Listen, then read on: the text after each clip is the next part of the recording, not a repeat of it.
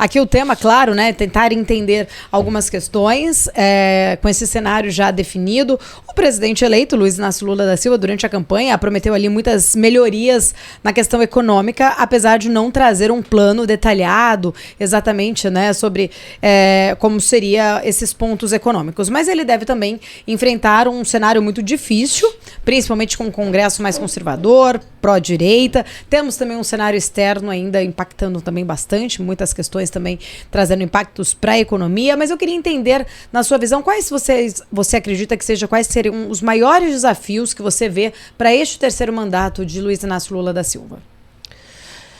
Olha, o principal desafio, eu acho que é a recondução à política fiscal mais equilibrada, né? Acho que esse é o principal desafio e seria um desafio para qualquer um dos candidatos que ganhasse. Eu acho que esse é o principal, né?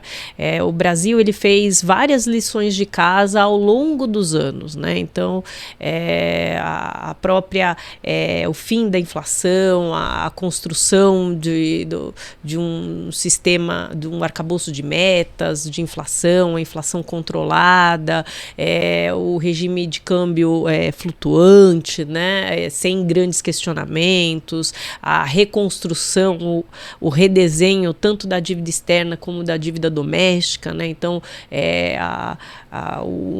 foi toda a construção da dívida doméstica para ela deixar de ser uma dívida em moeda estrangeira, que era um grande problema, foi um grande problema para a gente durante décadas, e também a redução desse prêmio com a expansão da participação da dívida vinculada à inflação, às NTNBs, né, o que diminuiu bastante o prêmio pago na dívida, mais recentemente uma adoção de um arcabouço de controle fiscal, metas de inflação, lei de responsabilidade fiscal, terminando aí com o teto de gastos e reforma da Previdência. Então, foi um longo caminho, foram vários passos dados a um longo caminho. Hoje, olhando, a gente vê que não tem grandes questionamentos sobre o nosso regime cambial, né? Não se fala, aliás, não se fala mesmo, eu ia falar, não se fala com muita frequência, não se fala mais sobre intervenção, sobre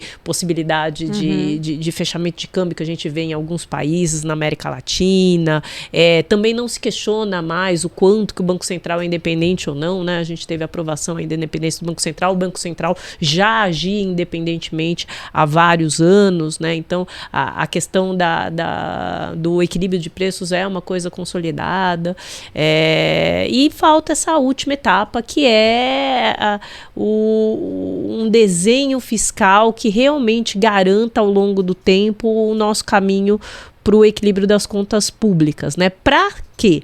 Para que a gente possa discutir uma agenda que é até mais importante para o Brasil, que é a gente sair dessa agenda macroeconômica, né, de organização da política econômica e passar para uma agenda produtiva, que a gente está devendo há muito tempo no Brasil, né? A gente vê aí mais de uma década de estagnação de crescimento econômico. O Brasil precisa mudar a página da discussão de política econômica, de qual política econômica seguir, porque a gente já definiu que é uma política econômica responsável, que é uma política econômica ortodoxa, pelos vários governos que a gente já teve no país, e passar, né? Então sai dessa discussão de política econômica, porque a gente já decidiu isso, e vamos passar para a agenda de produtividade. O Brasil precisa voltar a crescer. E como é que é essa agenda de produtividade? Essa agenda de produtividade é reforma tributária, né? É descomplicar a tributação no Brasil, né? A pesquisa que o Banco Mundial fazia do Doing Business, né? Que é fazendo negócios, que eles descontinuaram, mas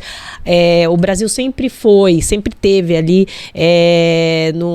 na distribuição mais baixa, né? Países com menos facilidade de fazer negócios, e em grande parte era por conta da carga tributária, da complicação da carga tributária e do tamanho da carga tributária em si, né? Então, ir para essa pauta de reforma tributária, ir para a pauta da reforma administrativa, né? Então, aumentando a carreira, diminuindo o salário de entrada, ir para a pauta de competitividade, né? Que passa por uma reforma na educação.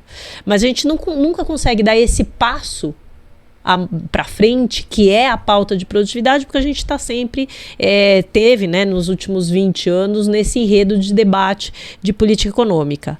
Agora, eu olho positivo, eu sou otimista, eu acho que está faltando essa última etapa aqui, finalmente, que é da reorganização da política fiscal, e aí finalmente a gente vai poder ir para essa pauta de produtividade e competitividade, que é essencial para o país.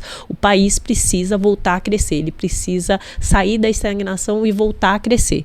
Como um país emergente e com o tamanho e a dimensão que a gente tem, os novos entrantes no mercado de trabalho todo ano, o Brasil precisa crescer, ter condições sustentáveis de crescimento acima de 2%.